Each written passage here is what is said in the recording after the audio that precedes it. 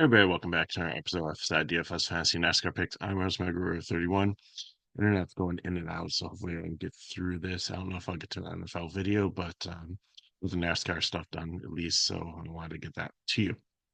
So this is an intermediate track. It's starting to be a tire wear track, especially if, more so for Cup than Xfinity with like some of the bumps and stuff. So not going to be like the cheese grater that like Old Atlanta or Homestead is, or some of the other ones, but it still is pretty significant. So we'll have to kind of look at that as a factor.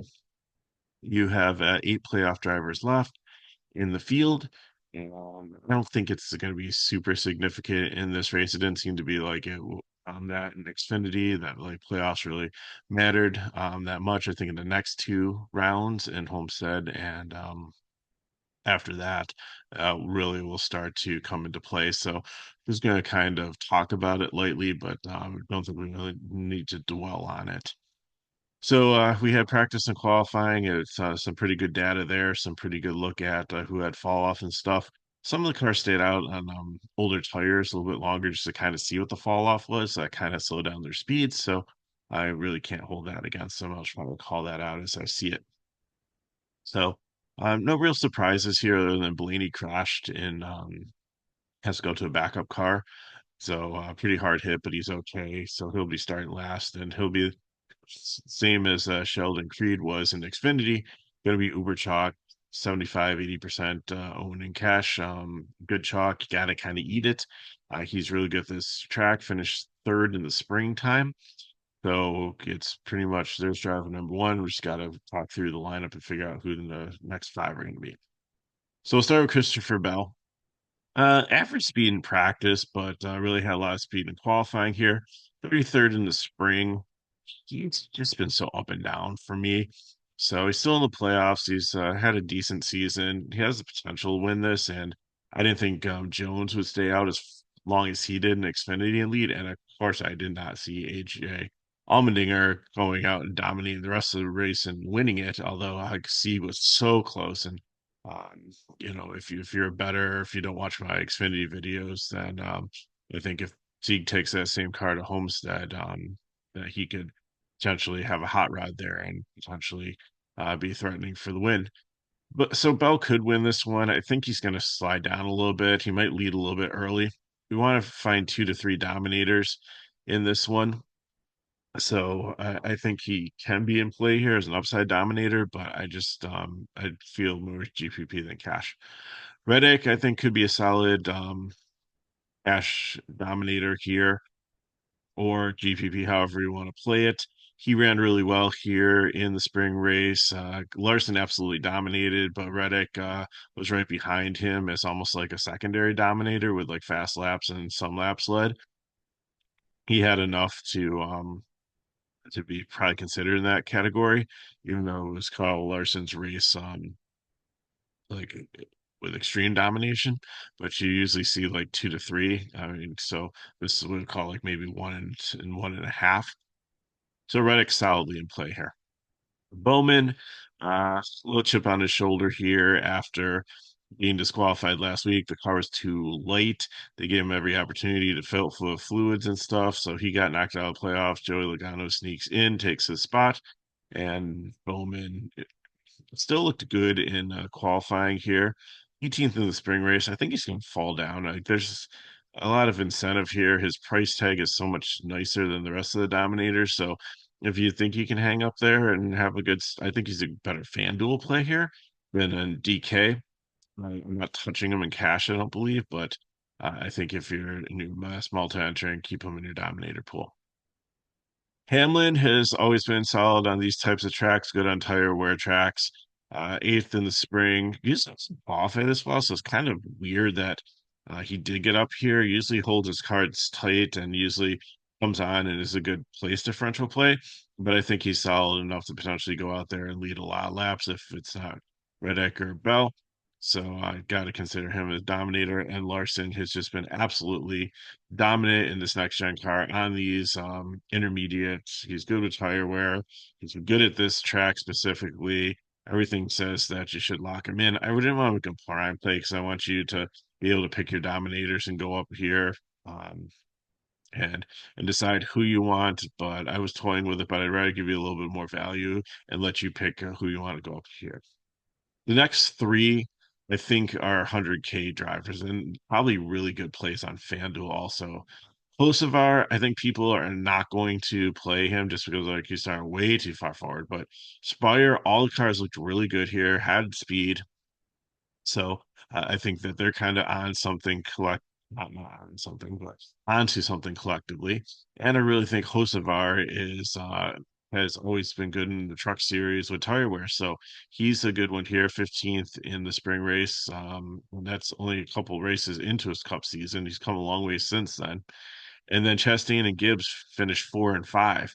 And Chastain sometimes can be overly aggressive, which can ruin his tires. But on this type of track, he's been good. And Ty Gibbs has been solid here also. So I don't think a lot of people are going to play this group, and I'm going to put them in my 100K lineup.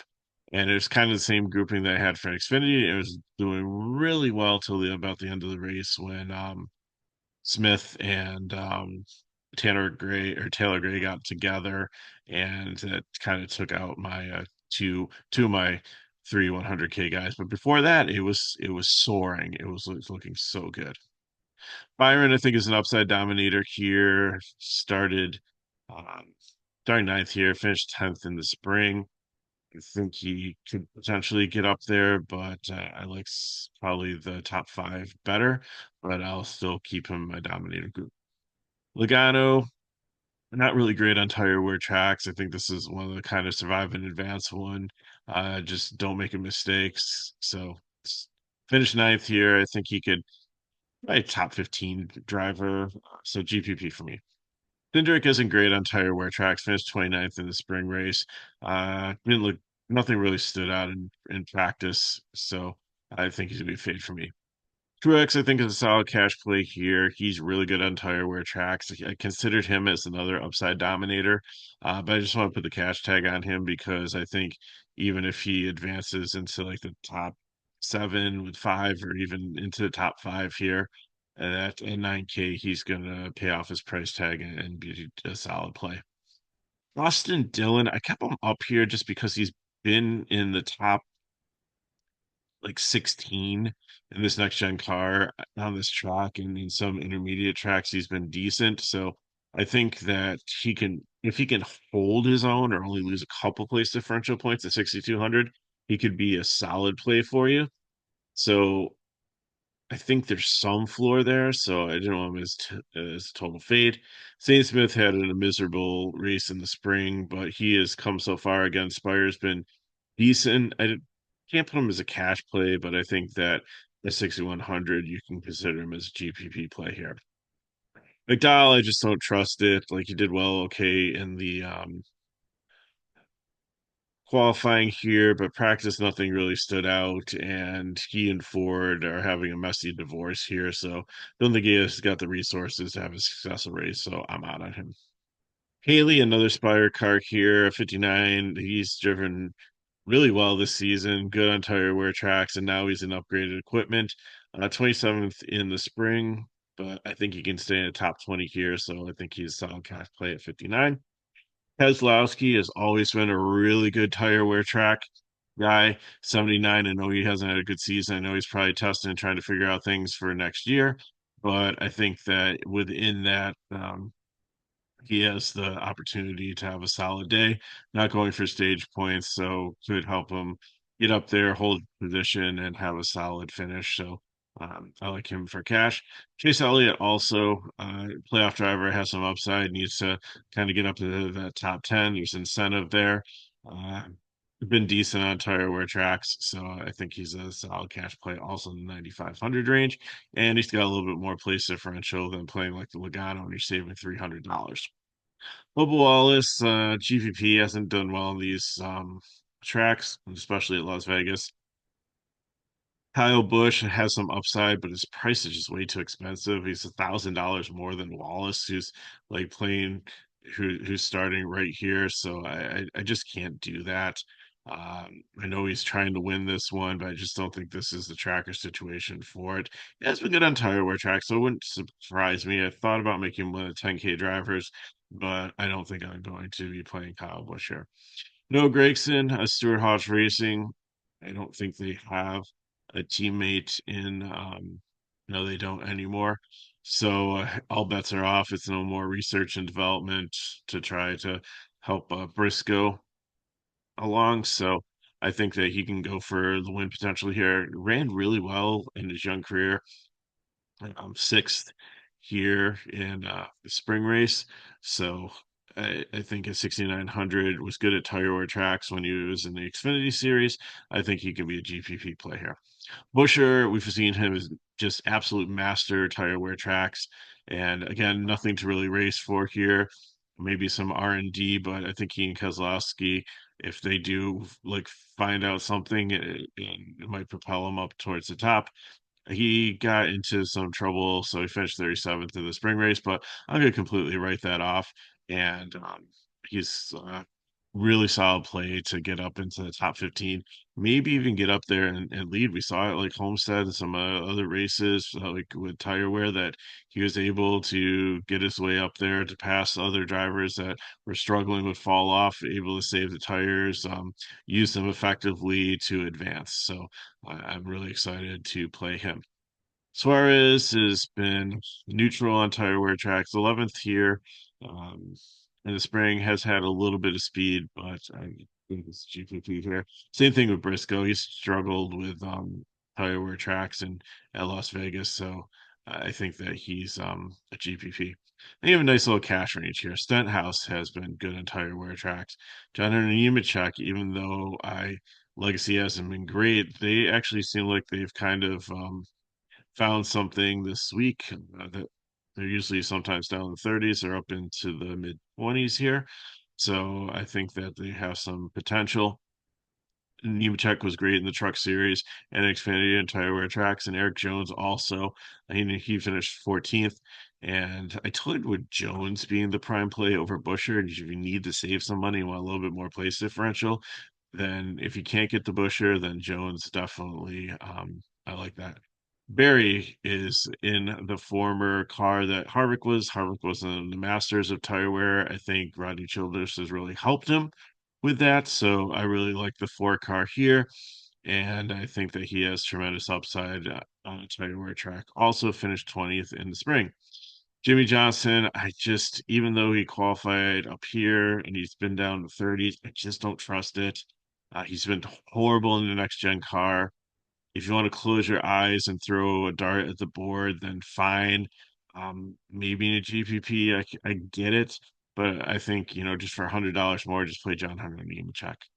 Gillian has been solid on tire wear tracks, and again, I considered him or Hemrick being the last prime, and I wanted to give you the $700 more because I found Hemrick finished 19th and looked really good in the spring race and has always been good on tire wear tracks. But Gillian has also, so I think either one of them is in play here for the final prime or just as a cash fill in your lineup. I'm not trusting Harrison Burton, not good on tire wear tracks. Really, he got the win for them, and I think now they're kind of going through the messy divorce thing. Also, even though he's staying with Ford, though, I think there are some resources to help him, but there's really no incentive to make too much happen for him here. Just kind of ride out the season and go their separate ways. Priest has been really good on tire wear tracks and has had actually some decent place differential if you look at his intermediate tracks this season. 23 in the spring race, so that's about almost 10 place differential points. So I think you guys strongly consider them. I already talked about Hemrick. If you can't get up to Gillian, then Hemrick, I just really wanted to give you a nice cheap value play. Van Gisbergen, his car died in the Xfinity Series race 28th. I don't know if he was in the car. I think it was somebody else in the spring, but just needs some experience here. I think that's what he's going to go out and do. I don't expect too much for him, so we're going to fade him. Corey LaJoy and Ware, these Rick Ware cars have just not been great with tire wear or mechanics or anything. So I think you're going to fade them. Also, probably going to finish multiple laps down. And then Ryan Blaney, good chalk, got to play him. So I got for you. If you have any questions, put them in chat below. Hit me on Mega31 on X, formerly Twitter. If you want more information on FSide DFS, go to the description video, and our pricing page is there. And if these videos help us back, like, subscribe to the channel, share with your friends. So we have three more races left. Look forward to an exciting conclusion in Phoenix. Thank you for still staying along with us for the ride, even though NFL football takes over and like hockey's back and NBA basketball and baseball playoffs. So many other things going on right now. It's cool to see my Yankees make the World Series. I was happy about that. So I'd like the Mets to meet them there. I'd like another Subway Series over playing the Dodgers, but we'll see what happens. But anyways, thanks for watching. Good luck in your contest. I'll see you next weekend. I don't know if it's going to be speculation video for the other series, but couple you should always have the information for. So good luck in your contest. If you have a question, get hold of me, and I'll see you next time.